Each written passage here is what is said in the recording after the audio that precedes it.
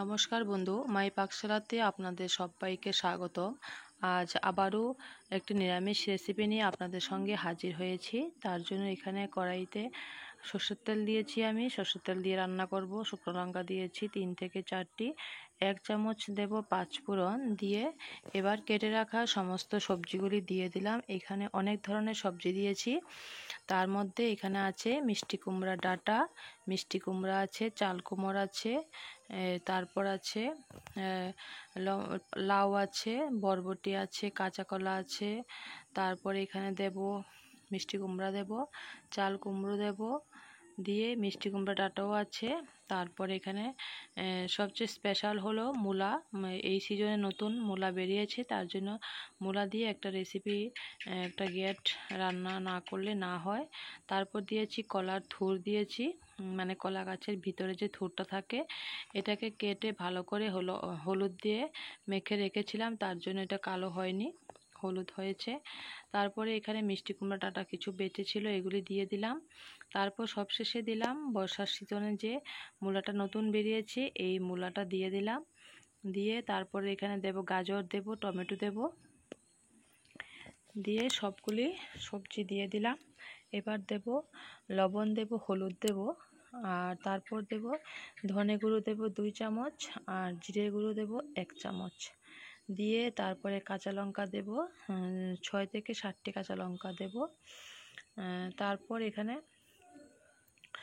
সবগুলি দিয়ে ভালো করে সবজিগুলি মিশিয়ে নেব, মশলার সঙ্গে মিশিয়ে নেব।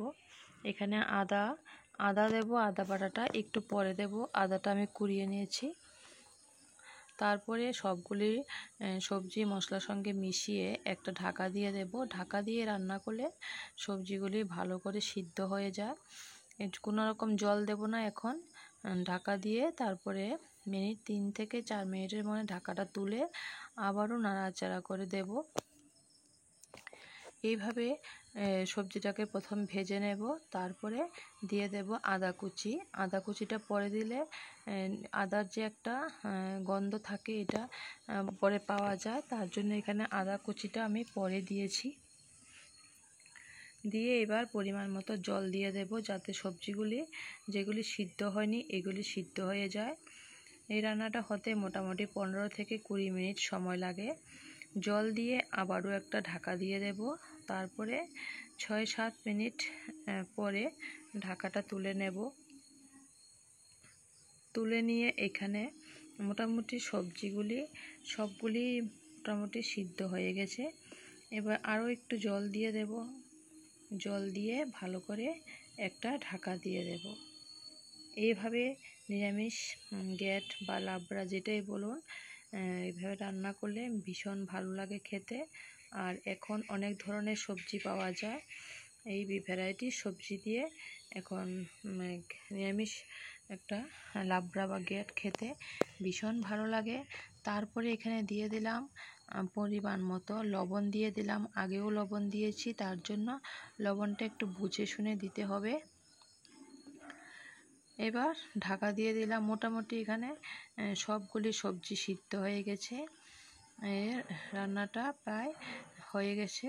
দেখুন এবার কালারটা কেমন হয়েছে। ধীরে ধীরে কালারটা চেঞ্জ হচ্ছে, জলও শুকিয়ে যাচ্ছে। এদিকে জলটা আরও শুকিয়ে নিতে হবে, না হলে খেতে ভালো লাগবে না। এবার এখানে আমি দিয়ে দেব একটা ভাজা মশলা, দিয়ে দেব। ভাজা মশলার মধ্যে এখানে আছে ধনে, জিরে, মৌরি, শুকনো লঙ্কা আছে, তারপর আছে এখানে এলাচ, তারপরে দারচিনি আছে। দিয়ে সবগুলি দিয়ে একটা ভাজা মশলা তৈরি করে রেখেছিলাম। এটা নিরামিষ সবজিতে দিলে ভীষণ ভালো লাগে। সবটা 1 চামচ দিয়েছি, দিয়ে ভালো করে সব খাবারগুলি মিশিয়ে নিয়েছি সবগুলি। আশা করি আপনাদের এই রেসিপিটা ভালো লাগবে।